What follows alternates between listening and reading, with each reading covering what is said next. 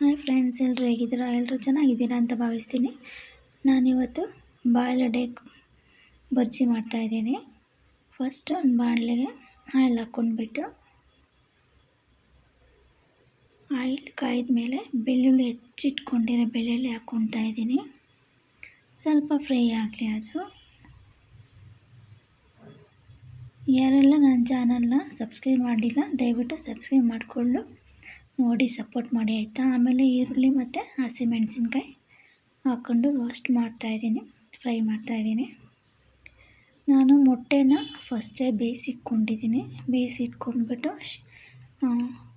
Cut ಮಾಡಿಟ್ಕೊಂಡಿದ್ದೀನಿ. ಯಾವ ಶೇಪಲ್ಲಿ ಬೇಕಾದರೂ ಮೊಟ್ಟೆ ಕಟ್ ಮಾಡ್ಕೋಬೋದು.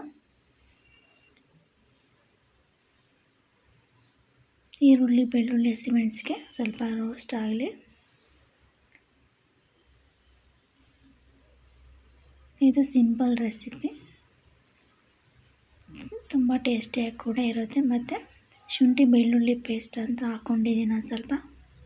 ಆ ಶುಂಠಿ ಬೆಳ್ಳುಳ್ಳಿ ಪೇಸ್ಟಲ್ಲಿ ಜಾಸ್ತಿ ಶುಂಠಿನೇ ಇರುತ್ತೆ, ಅದಕ್ಕೆ ಬೆಳ್ಳುಳ್ಳಿ ಹೆಚ್ಚು ಹಾಕ್ಕೊಂಡಿದ್ದೀನಲ್ವ. ಆಮೇಲೆ ಅರಿಶಿನ ಪೌಡರು,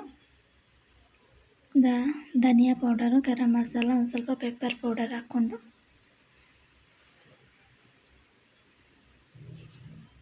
ಚೆನ್ನಾಗಿ ಫ್ರೈ ಮಾಡ್ಕೋಬೇಕು.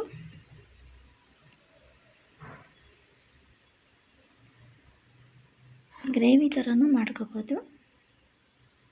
ಆಮೇಲೆ ಟೊಮೆಟೊ ಹಾಕ್ಕೊಂಡಿದ್ದೀನಿ. ಸ್ವಲ್ಪ ಟೊಮೆಟೊ ರೋಸ್ಟ್ ಆಗಬೇಕು, ಮೆತ್ತಗಾಗಬೇಕು.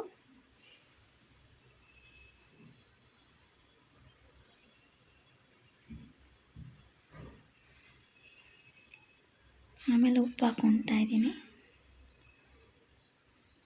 ಉಪ್ಪು ಹಾಕ್ಕೊಂಡು ಸ್ವಲ್ಪ ರೋಸ್ಟ್ ಮಾಡಿ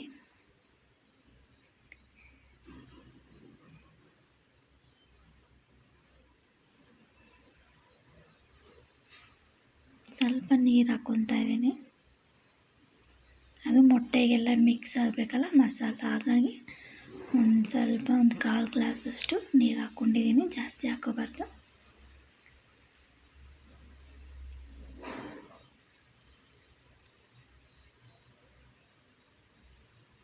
ಈಗ ಆಗಿದೆ ಇದು.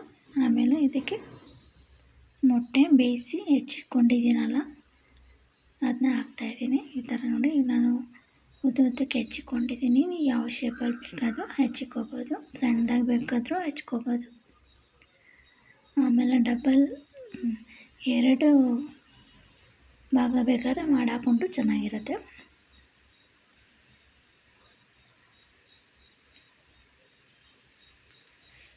ಮಸಾಲೆಗೆ ಹಾಕ್ಕೊತಾ ಇದ್ದೀನಿ. ಹಾಕ್ಕೊಂಡು 1 ನಿಮಿಷ ಸುಮ್ಮನೆ ಕೈ ಆಡಿದ್ರೆ ಸಾಕು, ಮಿಕ್ಸ್ ಆಗುತ್ತೆ. ಅದನ್ನು ಜಾಸ್ತಿ ಏನೋ ಫ್ರೈ ಮಾಡೋ ಅಗತ್ಯ ಇರಲ್ಲ, ಬೆಂದಿರುತ್ತೆ.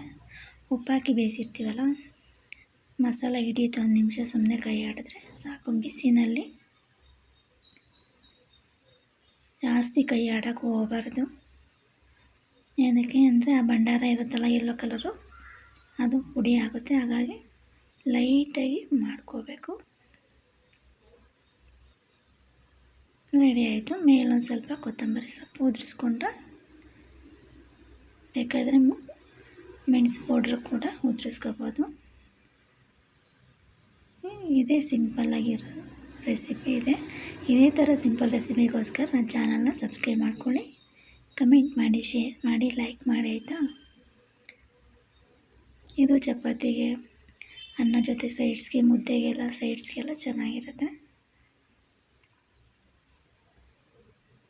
ತಿಳಿಸಾರೆಲ್ಲ ಮಾಡಿದಾಗ ಈ ಥರ ಮಾಡ್ಕೊಂಡು ತಿಂದರೆ ಚೆನ್ನಾಗಿರುತ್ತೆ. Thank you so much. ನಾನು ಸಪೋರ್ಟ್ ಮಾಡಿ ಹೀಗೇ ನನ್ನ ವಿಡಿಯೋ ನೋಡಿದ್ದಕ್ಕೆ ಧನ್ಯವಾದ.